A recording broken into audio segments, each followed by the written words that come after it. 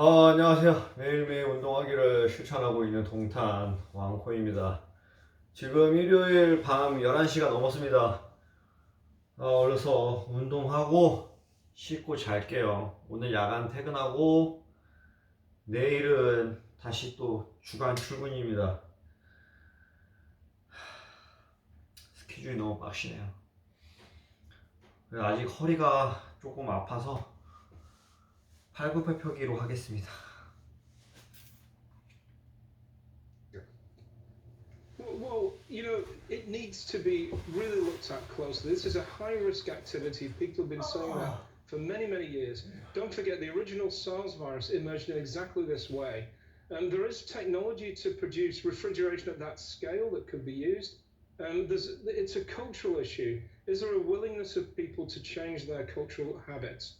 And what we've seen in China is the government of China on the 24th of February, in the middle of the outbreak in Wuhan, declaring that all of the wildlife farms where these species are bred and farmed into the market, should be closed down. So it is possible to act. It is possible to shift. It requires a deep understanding of why people do this, but we need to get to grips with that. Let me ask you about some of the questions people have pointed to you personally, which is that you have worked with the Institute of Virology in Wuhan, that you have done research projects with them. The Trump administration proposed other Americans to the WHO, and they rejected them and chose you. And the implication, obviously, is that you are biased, that you have, in a sense, a kind of conflict of interest. Right, and my relationship working with the Wuhan Institute of Virology is public. We've been publishing papers for 15 years on this issue. Our funding comes from the federal government to do this work. It's sanctioned by the US government. And so if you want to bring together a group of experts to really have a deep understanding of how a coronavirus will emerge in China, it makes sense to bring in the people who've been working in China for 15 years on coronaviruses with the same scientists that we need to talk to. And that was my role in the team, and I think I brought value to that.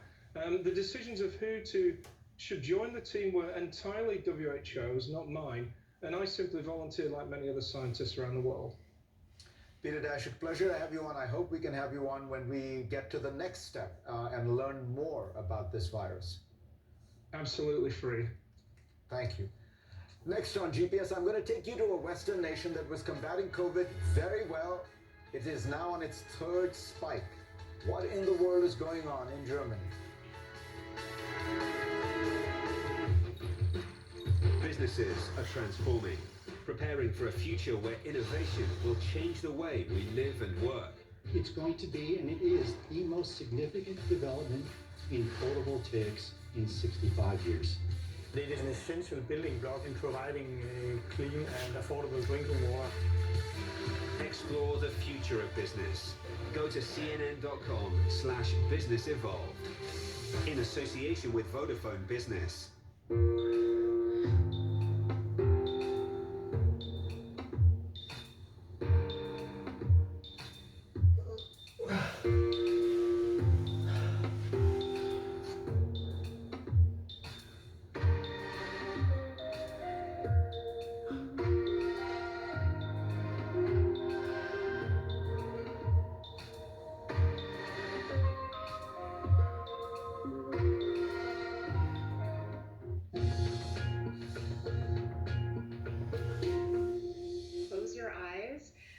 Relax your body, relax your facial muscles and your neck and shoulders, and place one hand on your heart and one on your belly. And just feel your hands grounding on your body, and take some long, slow breaths. So inhaling nice and slow. And as you breathe out, feel your body fully relax. And just feel yourself settle. Your hand connected to your chest, comforting yourself, self-soothing. Your bottom hand feeling your belly rise and fall. And just staying in this moment.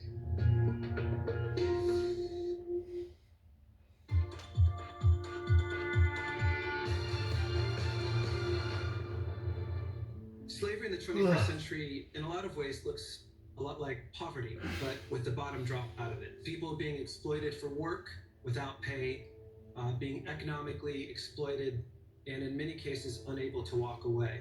So that could look like young children picking the sparkles that go into cosmetics. It can look like young fishermen out on boats for 5 years. It's hidden in plain sight. Freedom is an enterprise software that businesses use to trace and track forced labor in their supply chains. The pandemic proved something that we've been seeing for the last 4 years. Supply chains are woefully broken. No one actually knows what they're buying. And when you don't have any insights or understanding of the transparency of your supply chains, it can come back to hurt you in many ways and many times. And we're seeing that both with the pandemic, but we're also seeing that around forced labor. When COVID-19 hit, we all looked at ourselves and said, how can we as a company do more? How can we offer more to society? And what we found is that by looking at shipping records and looking deeper into supply chains, we can give our customers connections deeper to the supply chains where they not only understand where forced labor might be coming from, but they're seeing really key supplier relationships that are going to be important as we continue to fight a pandemic over time.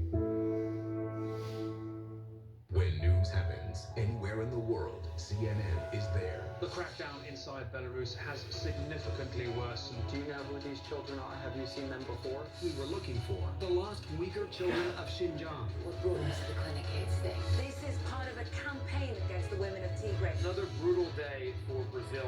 More than 3,000 deaths from the virus. People feel compelled to make this dark, perilous journey. China is not happy with this reporting. Take a look at this graph of new daily COVID cases in Germany. You'll see that early in the pandemic, it suffered a little bump, topping out at about 6,000 new cases a day. And then a long period of very few infections. During that time, as America and others were out of control, Berlin was praised for its handling of the crisis. But a major second spike started in October, and now Chancellor Merkel, as she prepares to step down, is dealing with a third spike. This past week, there were about 17,000 new cases a day. What in the world is happening in this country that seemed to have it all together? Joining me now is Melissa Eddy, a New York Times correspondent in Berlin. Melissa, first just give us a sense of, what has it been like with the lockdowns and is it Germans have always prided themselves on having good, rational government. Does it feel like that living in Germany? Thanks, Fareed. It doesn't anymore. Initially, it really did. A year ago, Angela Merkel was completely clear. She was able to explain the science in a way that everybody understood. The rules were clear. Everyone was locking down. And then they started ramping up testing, and things looked really good. But what we've seen in recent months is just a breakdown of all that clarity.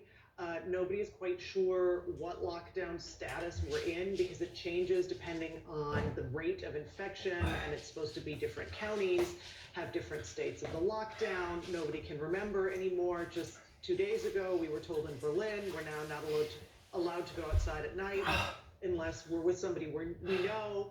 And it just, people are getting really confused. And what we're seeing is a loss of that order that Germans pride themselves on. Some of this is, I think most people outside of Germany don't realize, Germany, like America, has a kind of crazy quilt patchwork of local, state, and federal authority, right? It does, yes. So this was one of the ideas of the Allies after the end of World War II. They decided it was not a good idea for Germans to ever let power get too concentrated in the hands of one individual after what we saw with Adolf Hitler. So there's a real decentralized process. And what we're seeing with handling a pandemic is that the 16 states also have to have a say. So the chancellor, unlike, say, the French president, can't just declare a nationwide lockdown. She has to get all 16 governors effectively on board with her. And where a year ago everybody was willing to get on board, we are now months out from a major election, and we've got, some party politicking going on, jockeying for position, and a lot of those governors have different interests coming from their constituencies, and they're not willing to just go along exactly with what the chancellor is saying. So it's having an effect on the chancellor's ability to just really keep things under control. And Chancellor Merkel has attacked directly some of these governors, including one who is her likely successor. She's also asked for more powers for the Chancellor.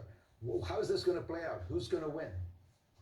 Well, that is the big question. So the more powers for the chancellor, we have to be careful. That is only for dealing with the pandemic, so that she would not be able to just have more powers in general. It would just be that it would make it easier for her to impose certain restrictions in order to get the pandemic under control. At the same time, her criticism of her potential successor is an indication of just the level of tension that is going on here.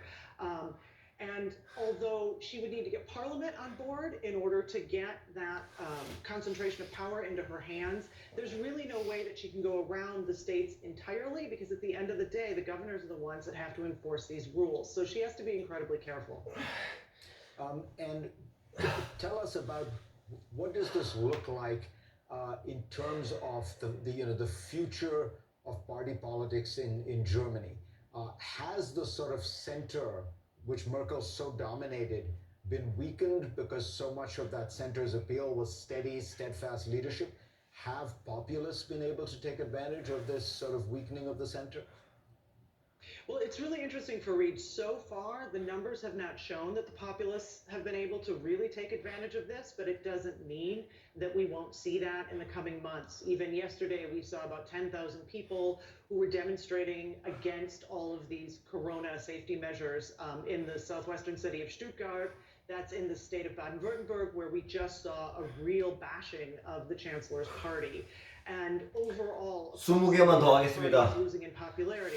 So for her, it's not a direct problem because she is not going to be running again. But for her party, it certainly is. That after 16 years in power, it's a pretty sad tale for them to see them bleeding support to one of their main rivals right now, who are actually the Green Party, which has been a younger, upstart environmental party, and they have just been growing and growing in popularity.